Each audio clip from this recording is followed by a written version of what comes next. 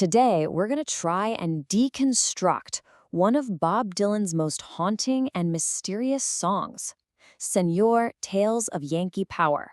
I mean, this is a track that has had people scratching their heads for decades. Right from the jump, the song just throws you into this bizarre, almost biblical scene. A trainload of fools, a magnetic field, this act of total surrender. From the very first lines, Dylan isn't just telling a story. He's creating this world of profound unease. So the big question is, what exactly is going on here? Okay, so to even begin to unpack this, we've got to look at where it came from. Señor is on the 1978 album Street Legal. And you have to understand, this was a period where Dylan's writing was getting, well, really dense. Super theatrical, definitely not the kind of stuff you could figure out in just one listen. Now, here's what's so interesting about this song. Its power doesn't really come from a clear plot. Instead, it's all about the atmosphere. It's designed to put you, the listener, in this state of confusion and uncertainty, like you're moving through a landscape that's just as much psychological as it is physical. You know, the best way to describe this feeling is moral fog. The narrator seems to know that something huge is happening, that the stakes are incredibly high, but he's totally lost. He doesn't have a map, doesn't have a moral compass to guide him. He can feel the danger all around, but he just can't get his bearings. So where do we even start our investigation? Well, the most obvious clue might be hiding in plain sight, right there in the deliberately divided title. Let's break this thing down. On one side, you have Señor. It's personal, right? Almost intimate. It's an appeal to some kind of authority figure, a guide, someone who knows more. But then, on the other side, you've got this grand historical title, Tales of Yankee Power. That points to something totally different: national influence, empire, collective myths. The title itself is basically a collision of two completely different scales.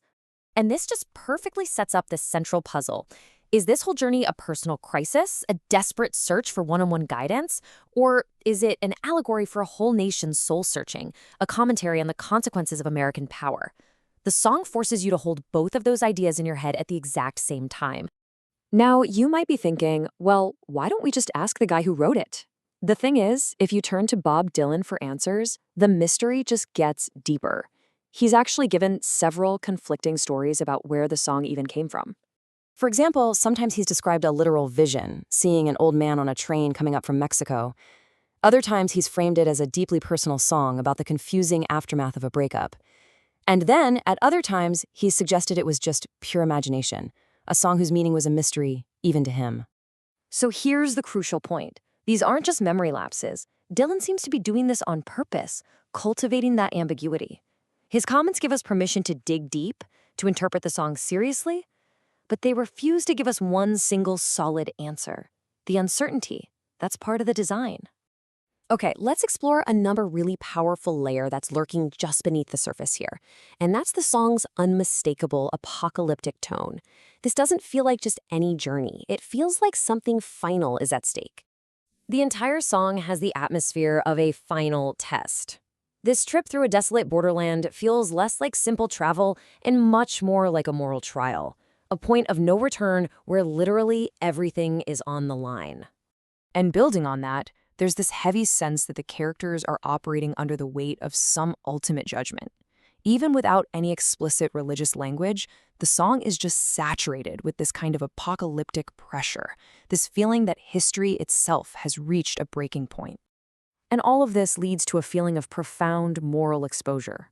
The speaker is vulnerable, he's stripped bare, and he's being tested at this crucial threshold. It's a journey where he's not just lost on a map, he's lost in a moment where the ordinary rules of life just don't seem to apply anymore. So let's see. We have a personal crisis, a political allegory, and a spiritual apocalypse all happening at once. And this brings us to the core of this whole thing. The answer isn't a single correct interpretation. The answer is the ambiguity itself.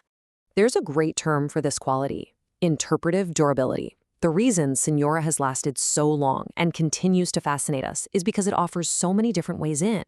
You can approach it as a political text, a personal confession, or a spiritual vision. Its structured ambiguity is its greatest strength, not a weakness. The power of Señor comes from forcing these different scales of meaning, the intimate, the historical, the spiritual, to all coexist under immense pressure. The song isn't really a puzzle to be solved. It's more like a pressure chamber to be experienced. So how do we approach a work like this? Well, here's a quick guide to reading Ambiguity responsibly. First, start with the stable facts: the album, the title, its performance history. Then you identify clear patterns in the text itself, the repeated Señor, that constant feeling of movement. From there, you can draw some careful inferences, suggesting themes of empire or separation or a spiritual crisis. And finally, and this is the most important part, you acknowledge the uncertainty. You accept that the song's power lies in what it leaves open. The goal isn't to have the final word, but to really appreciate the depth of the questions being asked. And this leaves us with a final thought. Señor was written back in 1978, but its refusal to provide a simple answer feels more relevant today than ever. In our own age of instant takes and absolute certainty, maybe the greatest value of a song like this is that it teaches us to just sit with complexity, to hold competing ideas in our minds, and to appreciate the enduring power of a great mystery.